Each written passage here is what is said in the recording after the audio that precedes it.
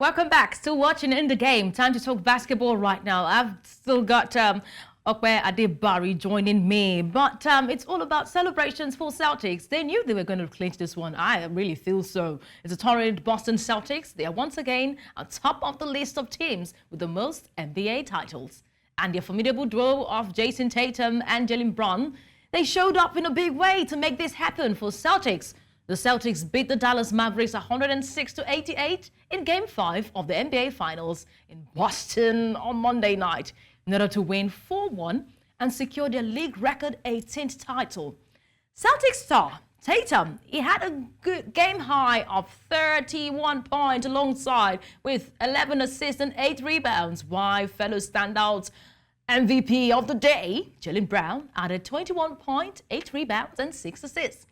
This is Celtics' first championship since 2008, and it moves Boston Celtics past the Lakers franchise 17-1 in Minneapolis and the Los Angeles to sit alone at top of that list of clubs with the most titles in the NBA history. The Mavericks, they had been trying to become the first team in the NBA history to recover from a 0-3 deficit to win a playoff series. They avoided a sweep by beating Celtics 122-84 in Game 4 in Dallas on Friday.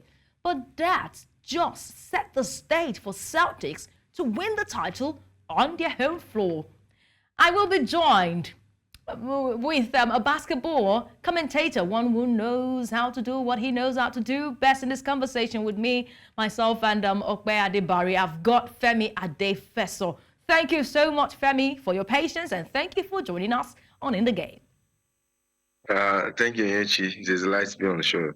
Great to have you. Congratulations, I would say, to Boston Celtics for their 2023-2024 NBA championship. It's been a long time coming, Femi, and we know how much this means to the team. What do you think? What adjustments do you think Celtics had to make in order to secure this decisive Game 5 victory on home court? I think the first adjustment was Kristaps Porzingis, right? If you check the game they lost, that's game 4, and even game 3, where he had that injury, you saw that the Mavs, had some level of momentum, which Porzingis sort of disrupts, if you check it out, really, because he brings a new dynamics. He's long, he can shoot the ball, it gives more pressure to Lively and their centers, which obviously dominated Game 4. If you look at it, running through the stat sheets, another very interesting proposition, which the Celtics did better, way better, is in the rebounds category, where they out rebounded the Dallas Mavericks 51-35. If you look at Game 4, you'll see that virtually all the points that the Mavs made were inside. Alley-oops, dunks, and they just dominated, and really how they started. I think the Celtics learned that they shouldn't give the Mavs a chance. So they killed them from the very first quarter. They allowed them chase the game throughout. Unfortunately, they couldn't hold on to the pressure. The rhythm was already in the way of the Celtics. Like you rightly said, everyone already expected that they would win. And big shout out to the likes of Al Horford, who played strong, made big plays down the stretch, especially on the defensive end. Derek White, who was also very formidable. And for me, the X factor of this series, Jrue Holiday. I know in another world, he would be the most valuable player of this NBA finals, because his impact is very intangible. Some of these things you don't see on the stat sheets, but he was a difference maker in ensuring Kyrie Irving was not comfortable. Kristaps Porzingis stopped shots, very poor, bad shots, difficult shots in trying to get the buckets. It's just interesting that finally these Celtics guys have gone over the hump. I remember how close they were with Ime Udoka, and now they've been knocking in the corners in the conference finals and deep runs in the playoffs. So finally they've gotten over that ordeal. Perhaps maybe a dynasty is in the fall, because they have a young coach, which I don't think they will change. Maybe add a couple of pieces. I think the likes of Al Horford will be looking at calling it a day sooner or later. If the likes of Jrue Holiday gets longer term contracts, then just a few more pieces, this would be a very solid team in that Eastern Conference, which we know is not very strong anyway. And they'll make multiple trips to the NBA Finals, and hopefully they can get 1 or 2 more championships. All right, Femi. First of all, thank you for joining us once again. I mean, talking about the coach, Joe Messiah, at the age of 35, I think he's joined with Bill Russell, youngest coach to win the NBA championship. Talking about his impact, I mean, first of all, you said they were very close with Ime Udoka, but what would you say about Joe? Do you think he was the final piece to the puzzle, helping them to secure this 18th NBA title? Not necessarily, because if you look at what Joe Mazzulla has done, he has carried on the culture that Ime Udoka left. And I also think Ime Udoka built his philosophy around Bradley Stevens, who's now the general manager. So it's a case of consistency and keeping up to your style and eventually paying off. That's what I see for the Celtics.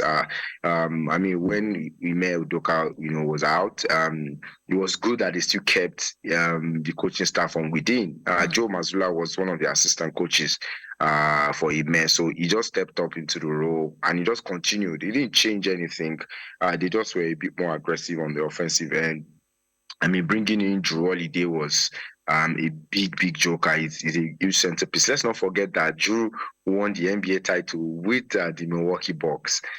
So he already understands how to navigate these waters, and particularly the element that he brings, the defense, the zero ego that comes with his game. I majorly think that was more of the X factor than even the coach himself. And again, like I said, in another world, I think Drew Holiday would be going on with the most valuable player of this NBA Finals. All right, but it did not really feel good to see a final where one side will be dominating all through the series.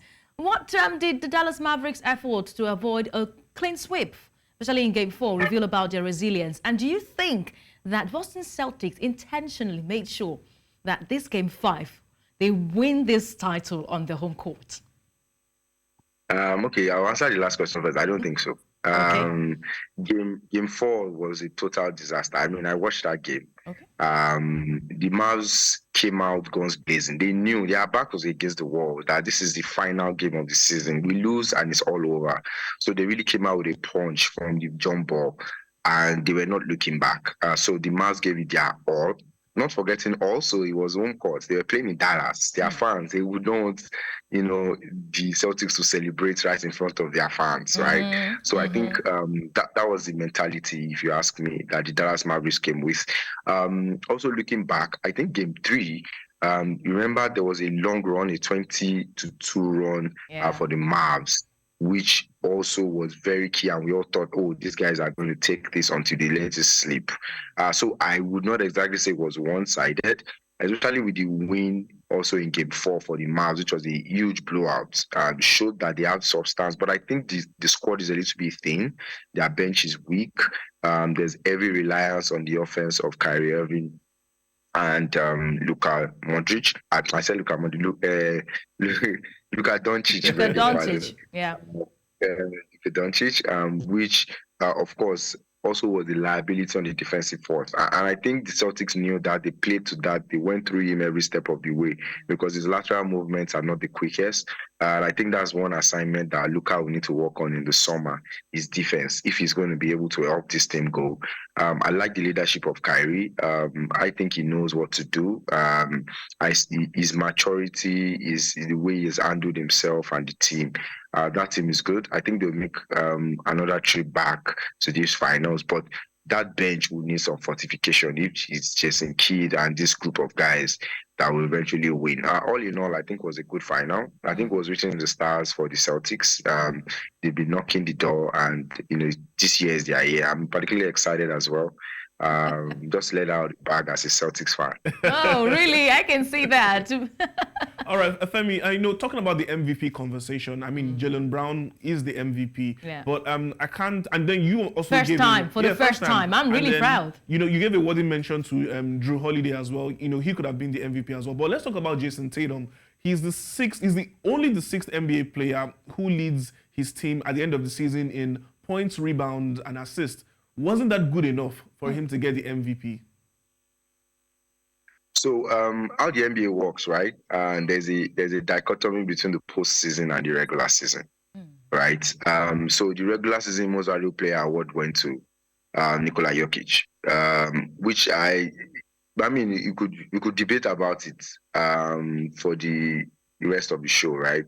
I get that, but during the playoffs, honestly, Jayson Tatum wasn't the Jayson Tatum of the regular season. Jaylen Brown actually shouldered the burden of scoring, shouldered the burden of leadership, and rightfully so. Even though I've mentioned Jrue Holiday a couple of times on this show, Jaylen Brown actually number one on the list to be the most valuable player, because without him taking off the points, the rebounds, the efforts that he made, the big plays down the stretch, the dunks, the posters, the Celtics will not be in this position that they are in. So I think from a leadership standpoint, I don't think Jayson has grown to that a point where he's the all-round leader of the team just yet. Jaylen Brown proved that in this NBA finals.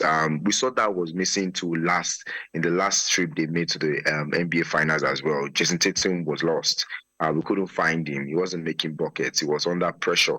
Yes, when he really mattered the most. But not taking away anything from him. I mean, in all teams, there's a Batman and there's a Robin, and sometimes they can change depending on what season of life they are in. But for these finals, Jaylen Brown was Batman, Jayson Tatum was Robin. All right, I would say that I could really relish that development for Jaylen Brown. He was drafted third overall out of California in 2016, and now he is an NBA champion. Come on, in year 8, first time MVP for him. I saw the voting count, and I can say the spirit did not reveal it. Everyone had picked Jaylen Brown. Jaylen Brown. We only had the likes of Jayson Tatum on 3 counts, or 4 counts, if I can have this right now, on 4 counts. So it's like everyone wanted to just give it to Jaylen Brown. Yes, I mean, if I had the vote too, I would have gone to Jaylen Brown. Again, like I said, number one on the list. But if I was going to look at the second person, so again, this thing is about points, is about the headlines, really. But for the intangibles, the real difference in terms of nobody can stop Luka Doncic, really. With the offensive firepower he comes with. Same thing goes to a Kyrie Irving, who can move to anywhere. He can walk through angles, get to the buckets at will. Jrue Holiday more than slowed them down. He made them inefficient. And those things actually paid off on the other side because, again, Luka Doncic is a liability on defense, and they really riled on that. But definitely, Jaylen Brown deserves that most valuable player award. Yes, he deserves it. He deserves it for the very first time. We have been speaking to a basketball commentator. He had to stay late at night in order to give this analysis. Come on, what we do for basketball. It is a game of love. Thank you so much, Femi Adefeso, for joining us on the show today. Always a delight.